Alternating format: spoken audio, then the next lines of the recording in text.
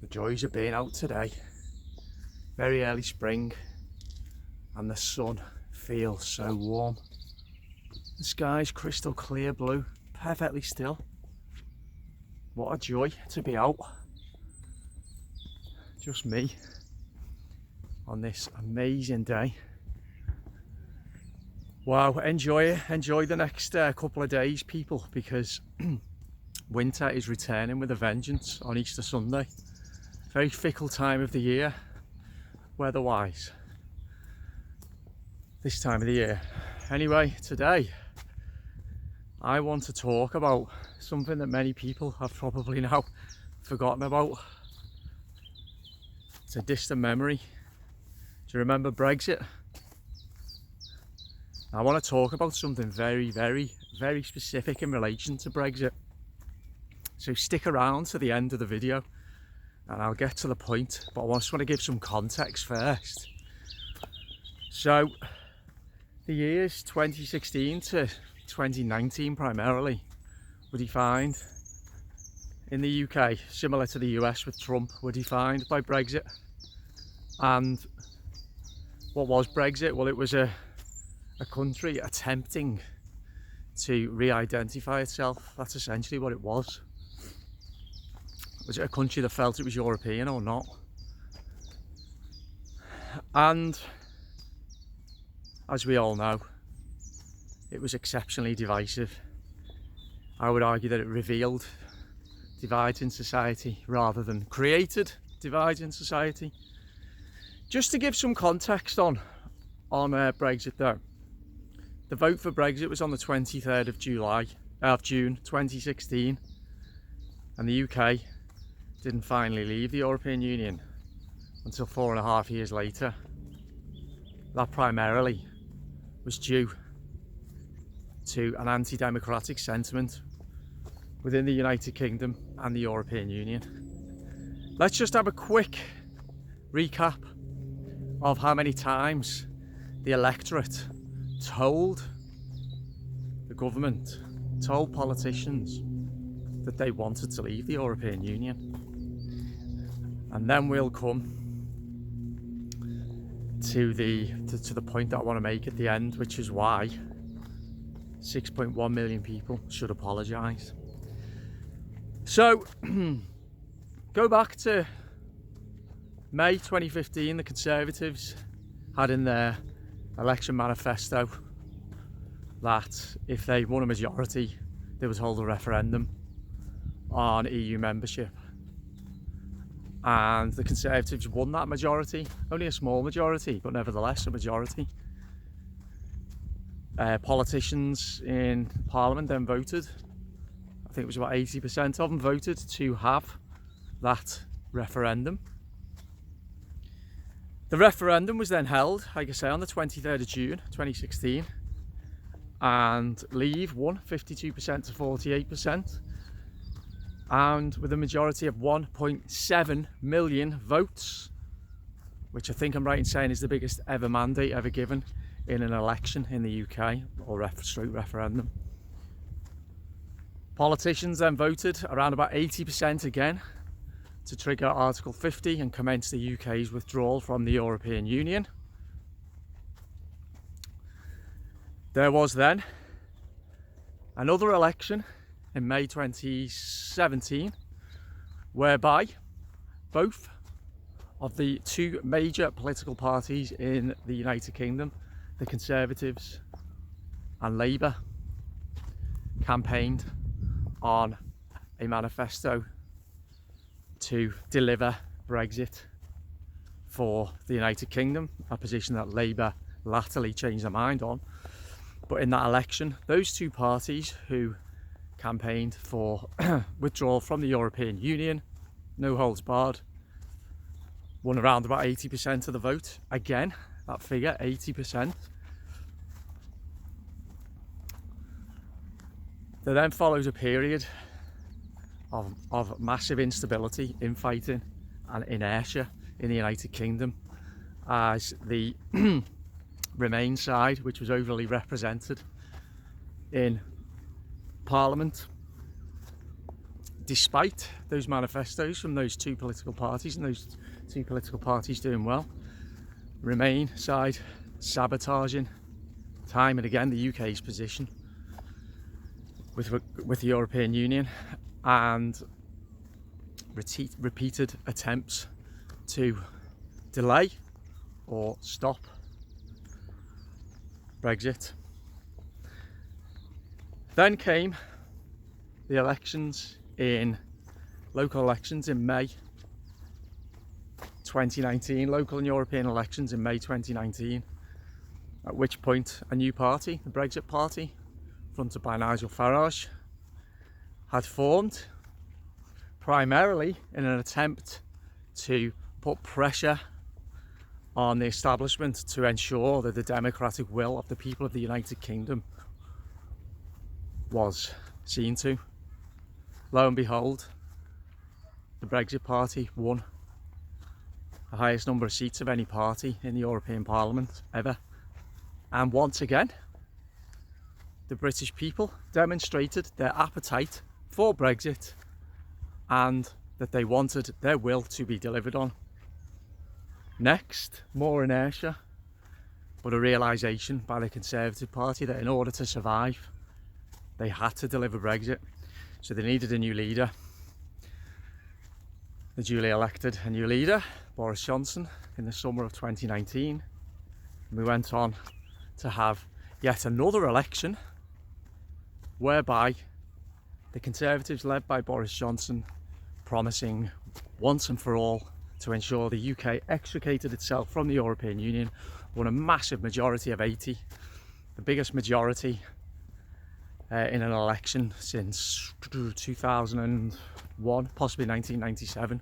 A huge majority, thumping great big mandate from the country for the umpteenth time, saying, please deliver Brexit. We are sick to death of instructing you to do as we told you to do. Now, and as we know, the UK finally left the European Union on the 31st of January 2020 last year. So that was the story of Brexit in a nutshell, told from the point of view of the people of the UK who voted for Brexit. Now let's not forget the most important thing here. The democratic will of the people of the United Kingdom was sabotaged time and time and time again by politicians, by the European Union, the Bank of England, big business, celebrities. It felt like the establishment was against the little people. I was one of the little people. I voted for Brexit.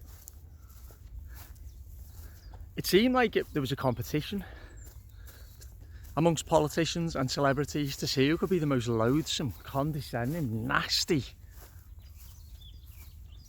spokesperson for the Remain side. A number of names that spring to mind. It was very unedifying and pretty disgusting, really, these people's contempt for democracy. But it didn't stop there, because the day I realised that there was something truly, fundamentally wrong, not with our establishment, and there is, not with our politicians and political structures, and there is, but with our society, with our people. Because in the midst of all of that turmoil, sometime in 2018, a petition was launched, revoke Article 50 and cancel the UK's departure from the United Kingdom. Incidentally, something else I forgot to mention just before that, the third biggest political party, third or fourth in the United Kingdom, the Liberal Democrats, represented these 6.1 million people, or attempted to represent them, in the 2019 election by standing on a platform to cancel Brexit. Their slogan was bollocks to Brexit. And I often talk about how our age, everything's been subverted in our age. These liberal Democrats were acting anti-democratically and very illiberally. They sought to try to capture the votes of the 6.1 million people, 6.1 million anti-democrats in this country who signed the Revoke Article 50 petition. And I think these people should say sorry. Now, I think that so much has happened in our country, particularly in the United Kingdom, in the last few years when it comes to matters of democracy and freedom, that we haven't even begun to reflect on it as a society.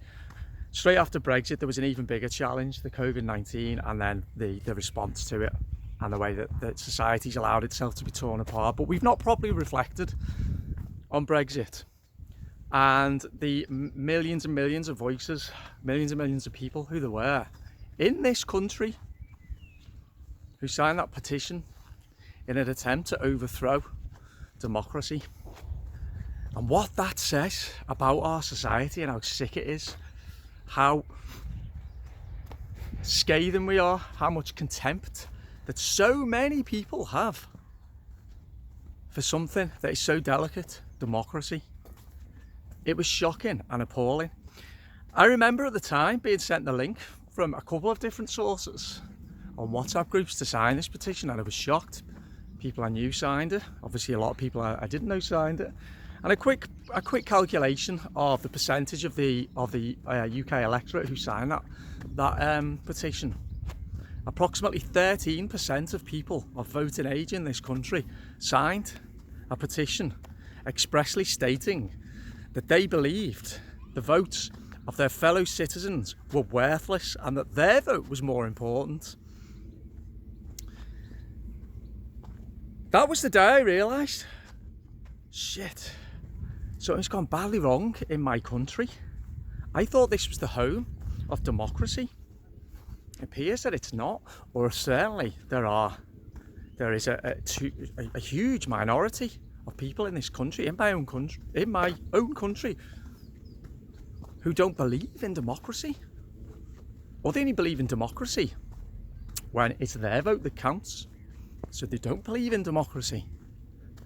That was the day I realised. Now, I'm not interested. The argument has been settled now with regard to Brexit. I don't care if people voted for Remain or voted for Leave. It doesn't bother me. We've left the European Union, that's history. And history will decide. History will be the judge of whether it was a wise decision or not.